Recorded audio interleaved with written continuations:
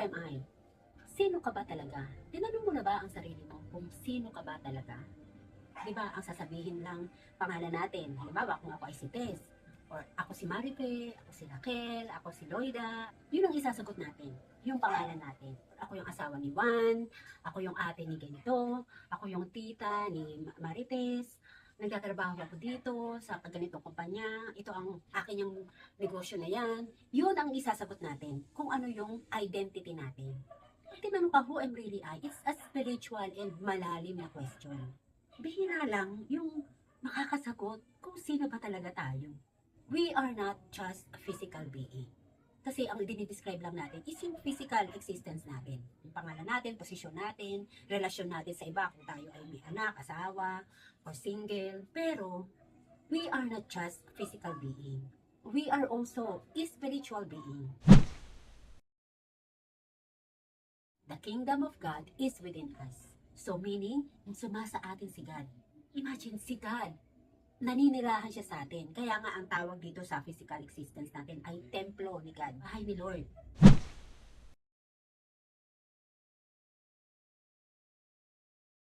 Tayo yung templo ng Diyos, friends. Tayo yung palasyo niya. Kaya nga dapat, inaalagaan natin ang sarili natin. Kung tayo ay hindi lang physical being, at naniwala tayo na we are also spiritual being, kasi God is in us, naninirahan si God. Pero sino ba talaga si God?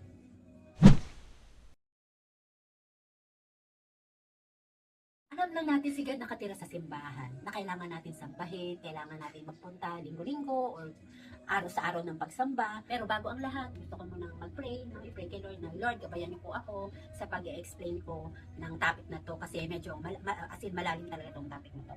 Kaya nawa, gabayan ako ni Lord and may God speak for me para ma-share ko po sa inyo.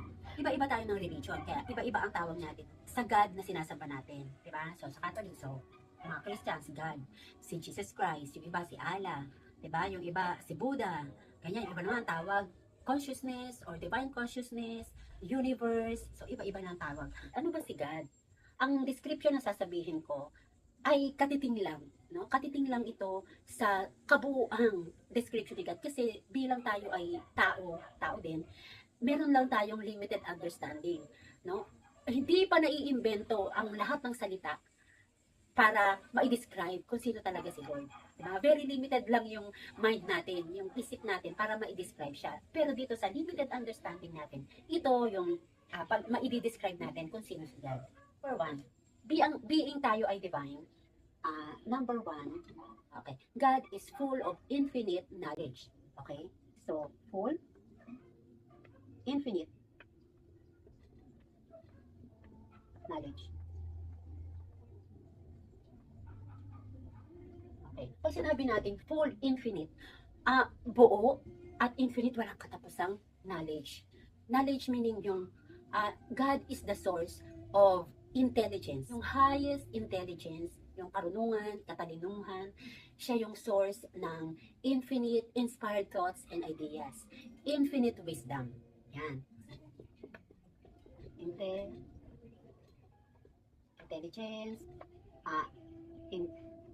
inspired thoughts, idea, wisdom. Yan. Diba nga, friends, si God, siya yung pinanggagalingan ng lahat ng katalinuhan sa mundo. Pag samasamahin mo yung talino ng doktor, talino ng mga astronaut, sa mga scientists, sa kanya galing yun. Kay Lord galing yung lahat ng katalinuhan na yan, ng wisdom. And wisdom, friends, iba yung karunungan sa kaalaman. Di ba mas malalim yun? Okay? So, full of infinite knowledge, si Lord, si God. Okay, ano pa yung katangian niya? Number 2, He is full, pare-pareha lang siya, full of infinite,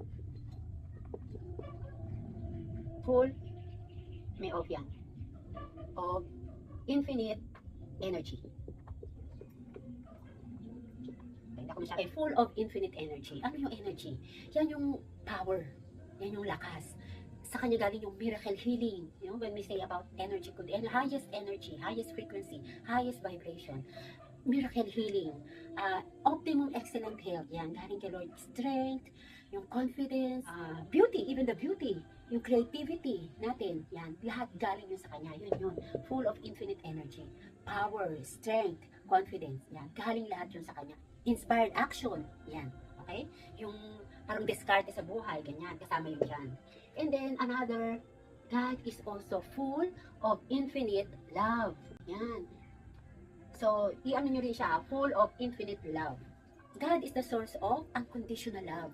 Diba? Kahit paulit-ulit ka nagkakasala, punong-puno pa rin at hindi nababawasan. Full at walang katapusang pagmamahal ang meron siya sa atin. Pagpapatawad. Love, compassion, alam mo yun, siya yung may totoong love and care, no? Concern, compassion sa ating lahat. Hindi nauubos yung pagmamahal niya sa atin na kapag kamahal niya yung isa, nababawasan ng pagmamahal niya sa ibang tao. Hindi ganun. Walang katapusan nga eh, di ba? Infinite. At buong-buo. Chini-cherish niya tayo.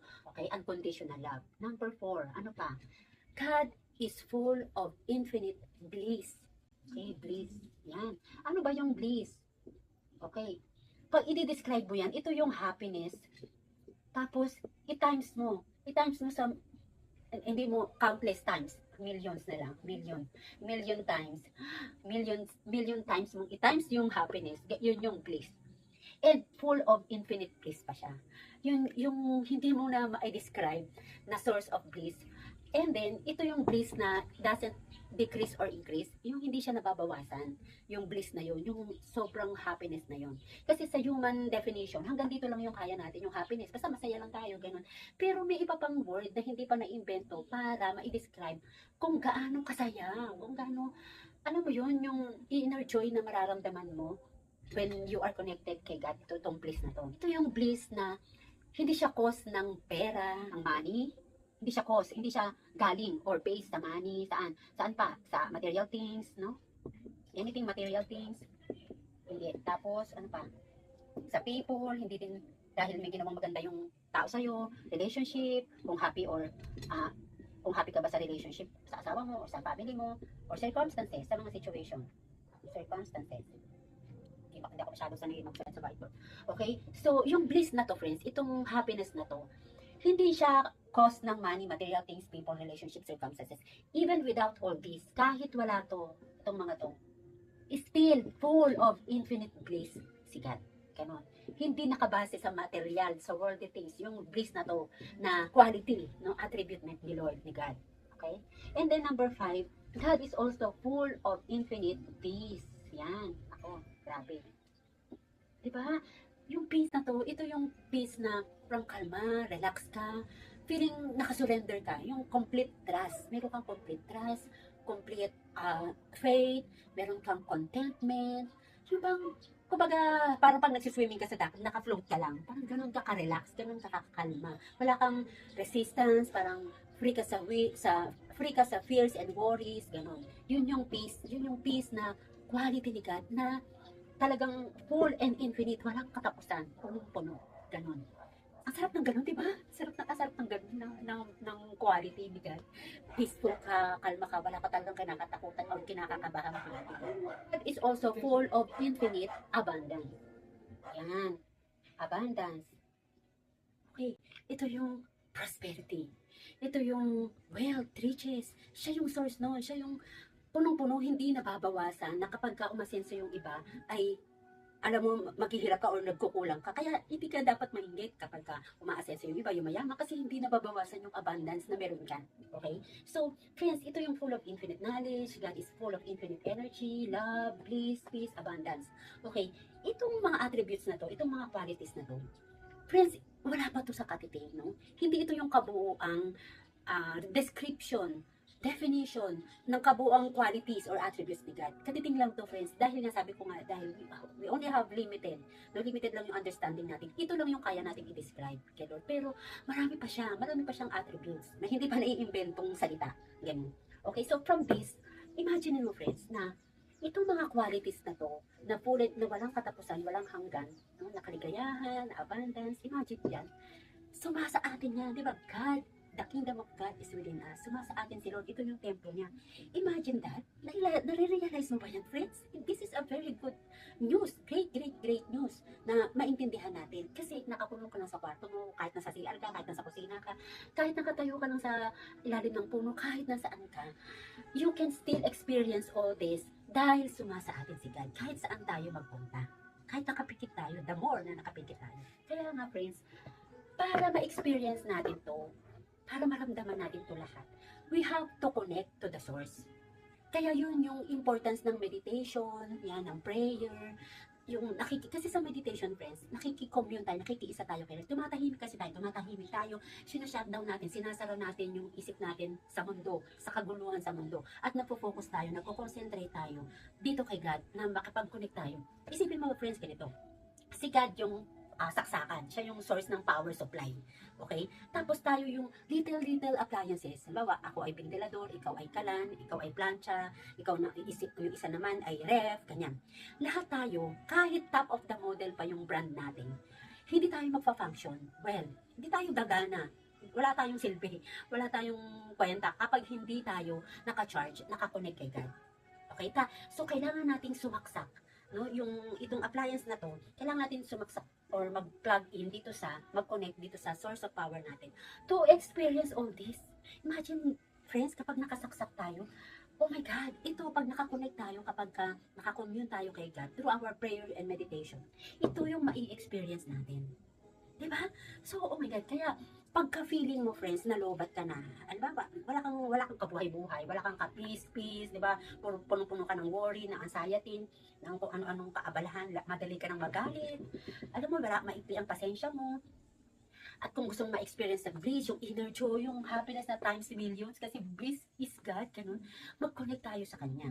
Okay? Sa prayer natin, friends, kasi automatic, di ba, ang focus natin, si God yung kausap natin.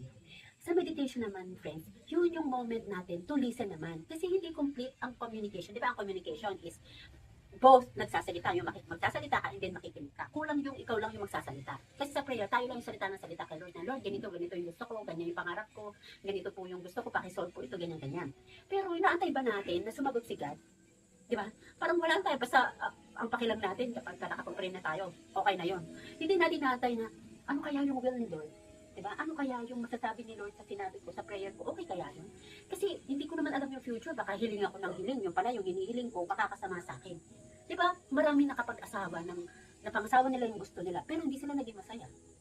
Oh, diba? Kasi nga, pinilit mo yung gusto mo, hindi tayo nag-trust kung ano yung will ni Lord. So, through meditation, mananahimik kasi tayo doon, friends. As in, we will sit still, nakapikit ka, nakakonsentrate ka, and then you focus on listening to God. Lord, I am open, I am receptive, I am listening. Tapos tahimik ka lang. Hintayin mo lang yung ramdam niya, ganun, or yung insight niya, ito yung knowledge niya, intelligence, inspired thought. Alam mo bang maraming yumaman dahil dito? Diba? Yung bang nagpo-focus lang sila, nagpo-concentrate lang sila, tahimik lang sila, and then may maiisip silang brilliant, inspired thought, idea. At yun yung magpapayaman sa kanila. O diba, yung mga naka-invento ng airplane, o naka-invento ng sasakyan, naka-invento ng, ito, mga ganito, itong rifle, ito. O, diba?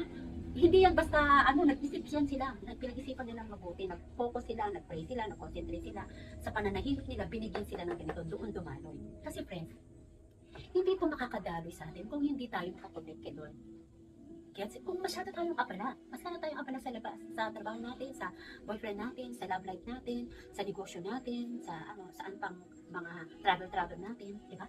Kapag hindi tayo focus dito, hindi natin binigyan ng time, hindi natin ma-experience, di ba? Kaya nga, sabi sa Bible, seek ye first the kingdom of God, and all these things shall be added unto us, to you.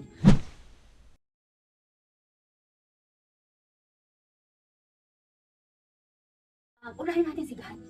Pag inuna natin si God kasi, ito yung may experience natin, kaya everything shall be added at you. Yung abundance na pinapangarap natin, nasa kay God. Siya yung source. So kapag nakasaksak na tayo sa power supply, oh my God, lahat automatic. Lahat ng to, may experience natin. Diba? Ang sarap-sarap ng ganung feeling, friend. Kaya importante talaga matutunan natin mag-meditate. Dahil natutunan mo ngayong araw na to kung sino si God sa buhay mo at kung nasaan ba siya. Diba, friends? God is not just in the heaven. Pag namatay tayo, tsaka lang natin siya makikita or may experience. Hindi. Ngayon nabubuhay tayo, nandito na siya sa buhay natin, kasama natin siya. Hindi lang tayo aware. Ano ba yung may chaperon tayo all this time, 24 hours na dinededma lang natin. Wala tayong pakialam. Kasi nakafocus tayo sa physical senses natin. Kung ano lang yung nakikita natin, yun lang yung pinapaniwalaan natin. Diba? Pero ito, friends, okay? At dahil na tayo ang templo ni God, friends, it's not being selfish to practice yung self-love. Okay? Hindi ka makasarili kung minamahal mo yung sarili mo. Ito na yung deeper understanding ng self-love na kaya ko minamahal ang sarili ko, kaya ko inaalagaan ang sarili ko, dahil alam ko suma sa akin si God. Dahil nakatira si God sa akin, kailangan gentle ako sa sarili ko, kailangan kind ako sa sarili ko. Bakit sa iba, pinupuli ko sila? Maingat ako na magsalita sa iba kasi ayoko maka-offend or masaktan ang kalooban nila. Pero bakit ako, pag nakaharap ako sa salamin, pinipintasan ko yung sarili ko, sinasabi ko, parang ko naman, ngayong araw na to, naku, wala na naman akong kilay, nabura na naman yung kilay ko, o kaya kataba-taba ko na naman, o naku, nakataba-taba ko talaga, mga ganyan. Ikaw ang unang basher ng sarili mo. Hindi dapat ganun, friends. Self-love means you value yourself kasi you are aware.